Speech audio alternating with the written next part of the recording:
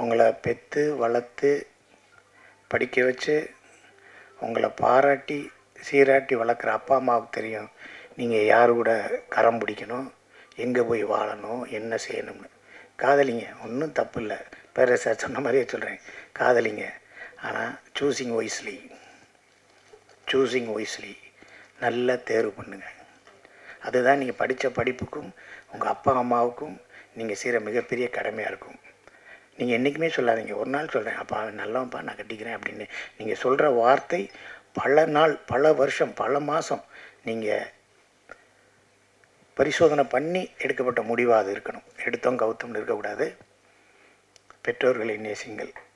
பெற்றோர்கள் பெண் குழந்தைகளையும் எல்லா குழந்தைகளையும் அதிகமாக நேசிக்கிறார்கள்.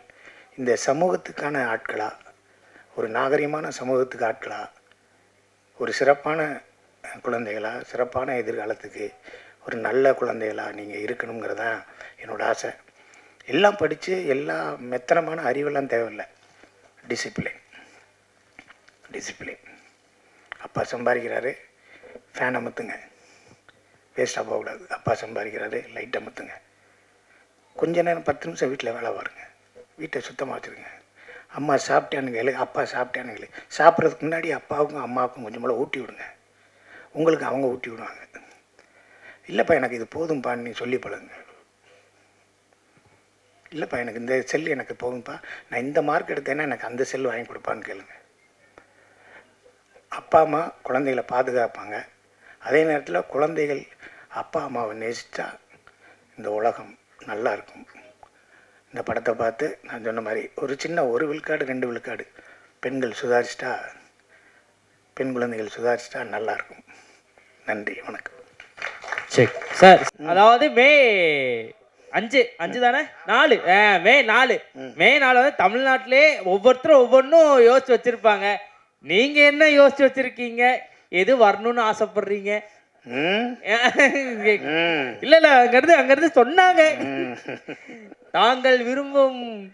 அதாவது மக்கள், நான் ஒன்று நினைப்பேன். கண்டிப்பா சார். நான் அதை வந்து சொல்லக்கூடாது. கண்டிப்பாக ஓட்டு போட்டும்போது சிம்பிள் காட்டக்கூடாதுன்னு சொல்லுவாங்கள்ல, அது மாதிரி நம்ம ஒன்று நினைக்கிறோம், மக்கள் என்ன நினைக்கிறாங்க தெரியல. மக்கள் எல்லாம் வாக்களிச்சிட்டாங்க. ஒரு மிகப்பெரிய ஒரு விஷயம் நடக்க போகுது. அந்த விஷயம் அந்த மிகப்பெரிய விஷயமா இல்லை, நல்ல விஷயம் ஒன்று நடக்க போகுது. Super sir, super. நல்ல விஷயம் நடக்க போகுது. அது எல்லாரும் எதிர்பார்த்தது தான். வரும். அது ஒன்றும் இல்லை, பிரச்சனை இல்லை. நம்ம எதுவும் சொல்லக்கூடாது, நம்ம பேசக்கூடாது. ஏன்னா எல்லா தலைவர்களும், எல்லா உயர்மட்ட தலைவர்களும், எல்லா அரசியல்வாதிகளும் எல்லாரும் அமைதியாக இருக்கும்போது நம்ம அதை பேசக்கூடாது. கண்டிப்பாக. ஓகேவா? அதுக்கு அது எல்லா எது நடந்தாலும் நல்லதுக்கு, எது நடந்தாலும் நல்லதுக்கு. ஆனால் உங்கள் வாழ்க்கை உங்கள் கையில். கண்டிப்பாக சார். உங்கள் வாழ்க்கை உங்கள் கையில். கண்டிப்பாக சார். இந்த ஷார்ட் ஃபிலிமில் ஒரு நாள் ஒரு ஃபைன் டே வீட்டில் இருந்தேன். அப்போ குமார், என்னோடய நாட்கள்லாம் தேதியெல்லாம் பார்க்குற ஒரு மேனேஜர், மாயாண்டி குடும்பத்தில் எனக்கு அண்ணனாக நடிச்சிருப்பார். ராஜ் முதல்வனோட கசின் குமார், ஸ்டில் ஃபோட்டோகிராஃபர். நம்ம திருப்பாச்சி படத்துக்கெல்லாம் அவர் தான் ஸ்டில் ஃபோட்டோகிராஃபர். அவர் வந்து நம்ம அமித் சாரெல்லாம் கூப்பிட்டுட்டு வீட்டுக்கு வந்தார். ரவி சார் வந்தார், டைரக்டர்லாம் வந்தாங்க. வந்துட்டு ஒரு கதை சார், அதை கேளுங்க அப்படின்னா கதையெல்லாம் சொல்லி முடித்தோடனே, இது எப்போ ஷூட் பண்ண போகிறோம், எங்கே ஷூட் பண்ண போகிறோம், எத்தனை நாள் ஷூட் பண்ண போகிறோன்னு. இது ஒரு 4 நாள் எடுப்போம் அப்படின்னா. 4 நாள் எப்படி வருது? இது ஒரு ஷார்ட் ஃபிலிம் அப்படின்னு. ஷார்ட் ஃபிலிம்னா நான் பண்ண மாட்டேன். இந்த ஒரு சின்ன ப்ரமோ எடுப்போம், இதை வச்சு நாங்கள் ஒரு படத்தை ட்ரை பண்ணுறோம் அப்படின்னு நான் ஆக்ட் பண்ண மாட்டேன். நான் படம்னா தான் பண்ணுவேன், வேறு எங்கேயும் அதெல்லாம் இல்லை, நான் வரமாட்டேன் அப்படின்னு. அப்படியே உட்காந்துட்டு ரவி சொன்னார், சார் மகாராஜா பார்த்தேன், அதிலிருந்து உங்களை நான் மாற்றி பார்க்கணுன்னு ஆசைப்பட்றேன். அது ஹமீத் சாரோட ஸ்கிரிப்ட் ஒன்று இருக்குது, ப்ரொடியூசரோட ஸ்கிரிப்ட் ஒன்று இருக்குது, அதுக்காக தான் வந்தோம். நீங்கள் பண்ணுறதா பண்ணுங்கள், இல்லாட்டி நான் இது வேண்டாம், நாங்கள் பண்ணலை அப்படின்னாங்க. ஸோ நம்ம எடுக்கிற ஒரு முடிவில் ஒரு ப்ராஜெக்டே நிற்கிது. அதில் ஒரு 4-5 பேர் ஒர்க் பண்ண போகிறாங்க. ஒரு கேமராமேன் வர போகிறாரு, ஒரு லைன் ப்ரொடியூசர் வர போகிறாரு, எடிட்டர் வர போகிறார், மியூசிக் டைரக்டர் வர போகிறாரு, ஒரு சின்ன டீம் வரப்போகுது. அவங்களுக்கு வந்து இன்னொரு பெரிய பிளாட்ஃபார்ம் கிடைக்க போகுது. அதில் ஒரு பிஸ்னஸ் இருக்குது. நம்ம சொல்கிற ஒரு இதில் அது தவறு நடந்துடக்கூடாது, சரி இதை பண்ணலாம் அப்படின்னு சொல்லி தான் இந்த படம் பண்ணது. பேரரசு சார் சொன்னது முற்றிலும் உண்மை. அவர் அந்த மாதிரி ஒன்றை பார்த்துட்டு இந்த மாதிரி ஒன்று பண்ணும்போது உனக்கு ஒரு சின்ன சேஞ்ச் இருக்குல்ல, பெரிய சேஞ்சே இருக்குது அப்படின்னு என்னை பாராட்டினார். அதுக்கு எனக்கு ஒரு ஒரு நன்றியை தான் சொல்லணும். இவங்க ஹோஸ்ட் பண்ணாங்களே, தாரா, அந்த ஒரு நாள் வந்து எப்படி போகிறதுன்னு தெரில, அயலி வெப் சீரிஸுக்கு போனேன்.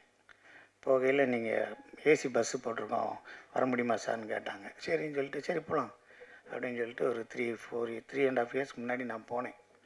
அப்போ பக்கத்தில் ஒரு இன்னொரு கம்பார்ட்மெண்ட்டில் அந்த பஸ்ஸில் ஏசி கோச்சில் ஒரு பொண்ணு பெட்ஷீட்டை பற்றி படுத்துருக்கு. என்னை பார்க்குது. காலையில் இறங்குது, நானும் இறங்குறேன். இறங்கிட்டு அந்த பொண்ணு பெட்டி எடுத்துகிட்டு போகுது. நான் எந்த ஹோட்டல்னு தெரியல. அப்படியே நைட்டு ஏர்லி மார்னிங் 4 o'clock நிற்கிறேன். கொஞ்ச நேரம் கழித்து அந்த ஹோட்டலில் சர்ச் பண்ணிவிட்டு போனால் அந்த ஹோட்டலில் இது நிற்கிது.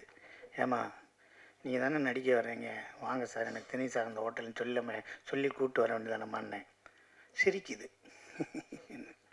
சரி நல்ல பிள்ளை அப்படின்னு சொல்லி அயலியில் அவங்களோட ஆக்ட் பண்ணேன் நான். அப்பயே வந்து டெய்லி டிஸ்கஷன் பண்ணி அதெல்லாம் அந்த அவங்களோட ஃபோட்டோலாம் நல்லா இருந்துச்சு.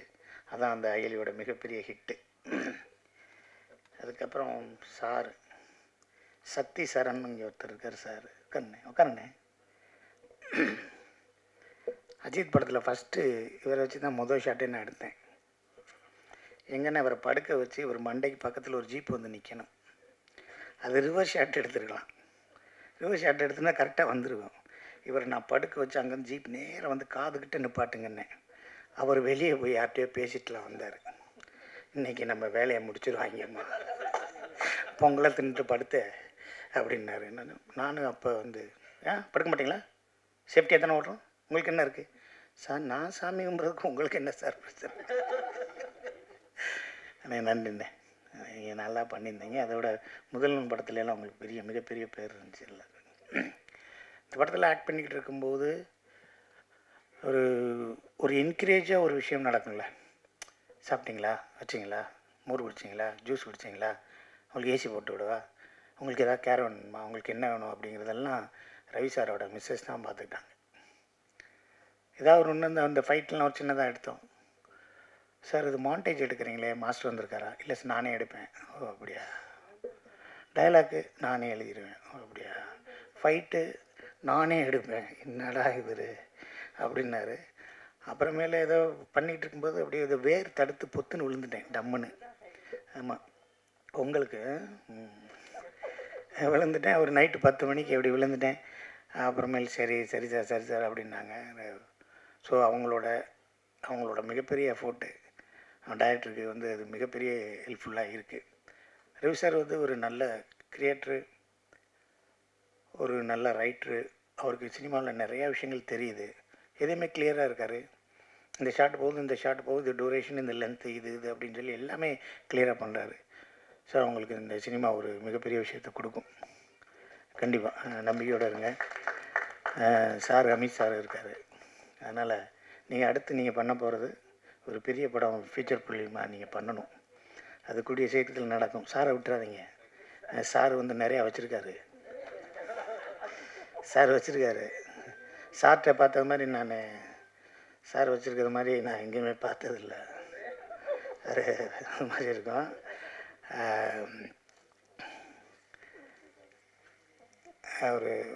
ஒரு சின்ன வயசுலேருந்தே குமார் சொல்லுவார், அமீது வந்து ப்ரொடியூசர் வந்து நான் ஒரு படம் பண்ணணும், இந்த மாதிரி கதை பண்ணணும், இந்த மாதிரி பண்ணணும்னா நிறையா இருக்குது. ஒரு க்ரைம் இருக்குது, நெட்ஃப்ளிக்ஸில் வர மாதிரி ஒரு சேஸ் நாவல்ஸ் இருக்குது, அது இருக்குது, இது இருக்குது, நிறைய ஜேர்னல் இருக்குது.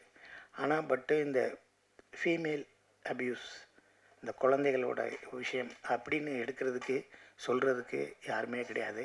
அதை தைரியமாக பண்ணியிருக்காங்க. கண்டிப்பாக இந்த படம் வந்து பெண் குழந்தைகளை பெற்றவர்களுக்கு வந்து மிகப்பெரிய ஒரு விழிப்புணர்வாகவும் அந்த குழந்தைகளுக்கு மிகப்பெரிய ஒரு அட்வைசபிளான ஒரு விஷயமாகவும் இருக்கும். கண்டிப்பாக இருக்கும். ஆனால் அந்த பெண்கள், அந்த குழந்தைகள் வந்து அந்த வயசு தெரியாது. ஆனால் இதெல்லாம் பார்த்துட்டோம்னா ஒரு 100ல் ஒரு 2%, 2 விழுக்காடு குழந்தைகள் கூட ஒரு சுதாரிப்பாக இருந்துட்டா அதே இந்த படத்தோட வெற்றி. அறம் செய்ய விரும்பு ஆறுவது சினம் அப்படிங்கிறதான் படிச்சிருக்கோம். எனக்கே நேற்று ஈவினிங் தான் எங்கள் மேனேஜர் அனுப்பிச்சி விட்டார், கொலை செய்ய விரும்புன்னு. அப்படி போடுங்க அப்படின்னேன் நான். ஸோ இந்த கொலை எதுக்காக செய்யுதுன்னு பேரரசு சார் கரெக்டாக சொல்லிட்டார்.